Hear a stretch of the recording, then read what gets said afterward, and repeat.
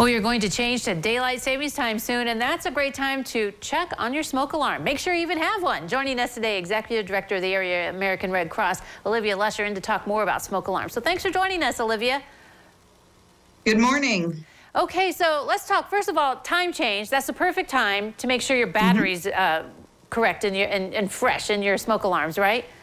That's right. We call it a turn-in test, but basically every time the weather or the time changes, we say that's a good time to check your smoke alarm. All right, so some people might not even have one, and that becomes a real problem, right? Let's talk more about how you guys can help out if you don't have a smoke alarm. Yep. As you know, we have all of our services as far as training and prevention and just making homes safer and communities safer are free. And one thing I'd like to say is the smoke alarm, we actually will install up to 3 for free, no questions asked. And for me, as we get to Red Cross Month, which is actually March, I've made a call to service saying I will personally come install them. So I will come into your home. I will help you with a ready plan, like how do we be safe as a community? And then hopefully you have such a good experience, you let me tag along and we meet some of your neighbors. Neighbors helping neighbors is definitely the way to go when we want just strong communities. So call to action. I will come install them personally, up to 3, and we'll talk about how do you make your home safe and how do we build a plan of resiliency. You know, you say up to 3. Some people might think, well, why would my house need 3? But there are certain areas you need to be putting things in, right?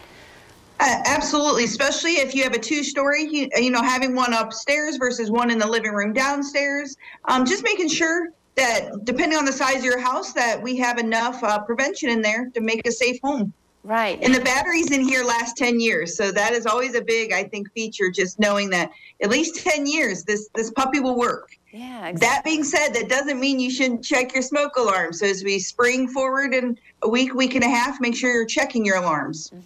Because unfortunately, one of the services well, it's a good service. You help people, fire victims, but it's unfortunate that you know, there are fire victims out there, and I assume sometimes you find out they didn't have a smoke detector in their house. Unfortunately, or people take them off the wall, or they haven't checked their battery, or they take their battery out. And here's a tip. If you hear it dinging, that's a problem. So a lot of times when we go into homes, they'll say that, well, we have a smoke alarm and it makes this noise. Yes, that's why we come in and we check them. Right, yeah, exactly. So if you're hearing that noise, check it out. You might need a new one, because I was always shocked to hear they expire. I mean, this smoke alarms don't last forever. They don't. 10 years for these guys. So you can call 260-255. I'll give you the bigger number. So 317-473-4474, because anywhere in our region. So even if you're not in my Northeast chapter, if you have friends and family anywhere in the Indiana region, we will come and help you. So share it with your friends. Right, exactly. Speaking of come and help, we've had quite a bit of rain. I know more is going to be on the way. Some flooding issues sometimes, right? Unfortunately, yes. I'm in Northeast Indiana, so I'm in Auburn, and the weather is probably very similar in Indiana or in Ohio right now. And we've had a lot of rain and really cold rain. So flash flooding, things like that. Remember, if you see a lot of standing water, do not drive through it. And that's always something we think we can drive through. You don't.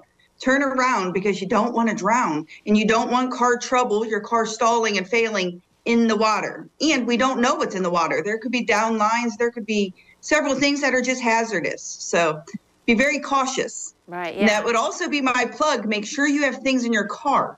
So whether it's a extra phone or a way to contact someone, whether it's water, whether it's a flashlight, like just think, what do we need? We're still in winter and we're getting to spring, and what would we need in our car if we were stranded? Right, yeah, just in case of emergency. Always be prepared. Well, Olivia, thanks for joining us today. Thank you. All right, don't go away. Have a good one. You too. Don't go away. Noon Edition continues in a moment.